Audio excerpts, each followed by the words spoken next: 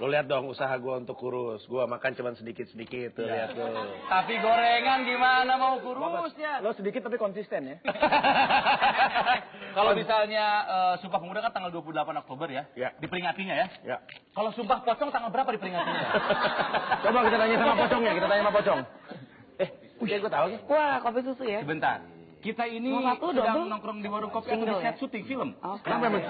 Kenapa ada Lukman Sardi di sini? Oh, Lukman Sardi betul. Kebetulan bioskop di Indonesia nggak ada yang aman dari serbuan Lukman Sardi. Semua bioskop di Indonesia tuh penuh dengan mukanya.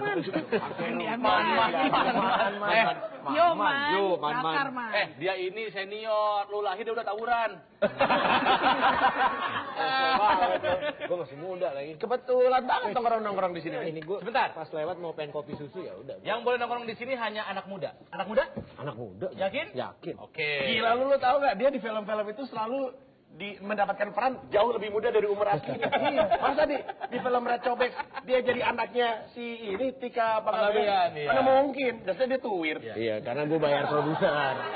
Gue bayar produser. Pokoknya gue harus main. Scriptwriter dibayar juga ya? Bayar. Lu terakhir film apa ya? Sang Mencerah. Kemarin Sang Mencerah. Sang Mencerah. Oke.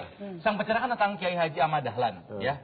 Terus sebelumnya juga yang perang-perang itu apa judulnya? Darah Garuda. Darah Garuda. Ada lagu udah. Itu dia Darah Garuda itu lagi. Darah muda. Kenapa dua film terakhir temanya nasionalisme itu ya? Itu semua kebetulan. Cuman kenapa Gus gini, apakah seorang Lukman Sardi itu memang punya jiwa nasionalisme yang tinggi?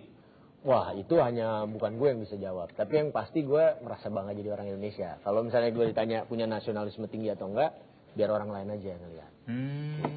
Oke, apa maksudnya? Apa maksudnya? Apa? Sebentar dong. Sebenarnya Main apa? film tahun Enggak, kapan? sebenarnya apa? Kalau berantem gue mau nanya nih. Ya boleh, sok kamu dulu. Ini kan dari film banyak banget. Nah, menurut Man. Iya.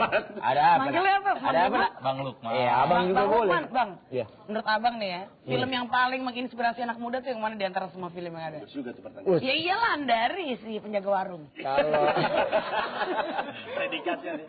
Kalau buat gue semua film itu punya karakter dan inspirasinya masing-masing. Yang Jadi, paling dari semua. semuanya menurut gue. Oh gitu. Nah, karena buat gue itu pada Yang paling loh, tetap. yang paling. Karena setiap film itu punya ininya masing-masing gitu.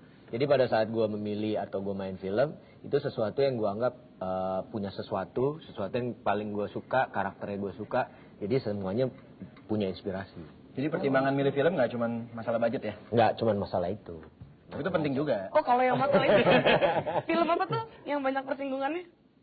Oh, sinetron itu banyak orang singgung. Enggak ada persinggungannya. Apa film apa? Berbagi suami. Oh, berbagi Nah, suami. itu tuh. Itu kenapa itu? Itu kan perannya seru banget. Oh, jadi itu. istri kelima.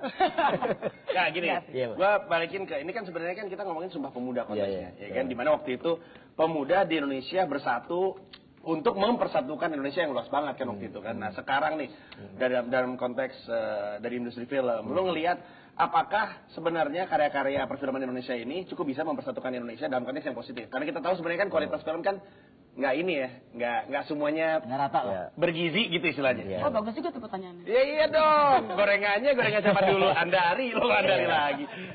Menurut gue itu PR kita bareng-bareng lah. Terus orang film, dari pemerintah juga masyarakat gitu. Bagaimana membuat film Indonesia bisa menjadi satu inspirasi buat semuanya gitu. Memang nggak bisa dipungkirin belakangan ini dominasi film Indonesia banyak lah, lo tahu film-film yang horor. Nggak tahu ya? Andari gitu lah. Tapi harus ada yang merubah pasar itu gitu. Bagusnya film kayak gimana ya? Ceritanya gitu ya. Menurut gue bukan harus film yang sifatnya perjuangan atau Iya, apa, iya. tapi kan kita Indonesia ini punya banyak punya karakter orang Indonesia gitu, yang deket aja gitu ya hubungannya, yang bisa bikin sesuatu ada semacam kayak inspirasi. Lu kayak misalnya keluarga di Indonesia belum tentu sama keluarga di luar. Bagaimana kita ngegambarin tentang hubungan bapak sama anak gitu, itu kan simple menurut gue, tapi bisa menjadi sesuatu inspirasi. Baru berasa tuanya nih kalau ngomong gini. Kalau apa namanya? Ada apa saya? Megangnya mesra banget. Bukan, masih ingat nggak Sumpah Pemuda? Sumpah Pemuda gue nggak inget banget sih, tapi intinya gue tahu. Jujur gue. Yang penting ada di sini, bukan di kalimatnya. Iya. Nanti narasumber lain bakal pakai jawaban yang sama. Oke, Lukman, ini tadi gua kepikiran aja pas lagi nongkrong di kamar mandi ya. Kok di kamar mandi? Kepikiran Lukman pas lagi di kamar mandi. Wah, salah ngomong gue. Kalau Gimana? misalnya nanti gua ketemu Panji. Kalau misalnya gua nanti ketemu Lukman, Iya. gua akan nanyain ada 3 hal ingin gua tanyain. Iya, ya. apa? Jadi sekarang tolong Lukman, jangan mikirin sesuatu, santai aja, santai. Tolong dibantu. Tolong dibantu ya, tolong dibantu. Ya. Santai. Merem mungkin. Apapun yang pertama kali terlintas di kepala kamu langsung sebutkan. Oh, oke. Boleh mikir. Ya, nggak boleh mikir. Namanya blink. Ini seru nih. Nggak boleh mikir. Siap ya, santai. Apa yang ada di kepala kamu ketika gua menyebutkan kata Tifatul Sembiring? Waduh, PKS tuh. Wah, benar nama. Oke. Sekarang. Pakai waduh tapi. Ada jedanya. Oke, Nggak boleh ada jeda ya. Nggak boleh. Oke, langsung sebutin apa yang ada di kepala lu ketika gue sebut DPR. PK.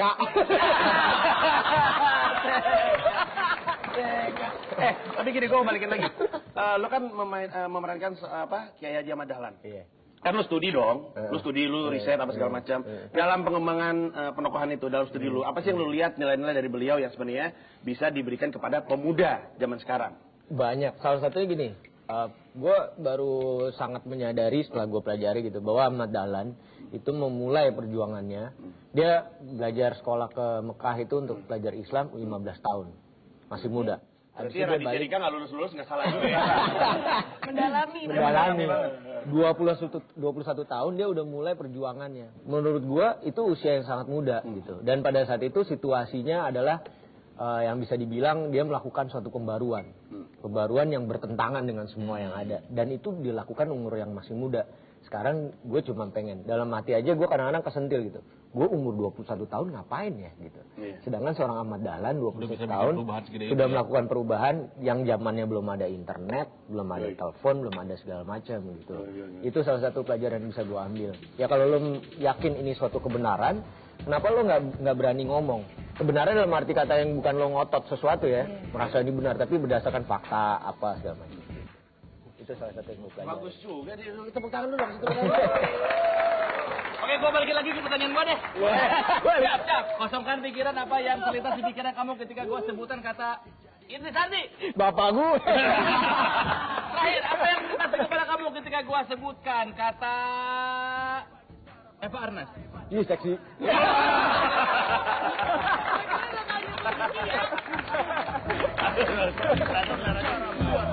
Bergaya, segala malu takut tepis, tak terasa. Can I have your number please? Bapak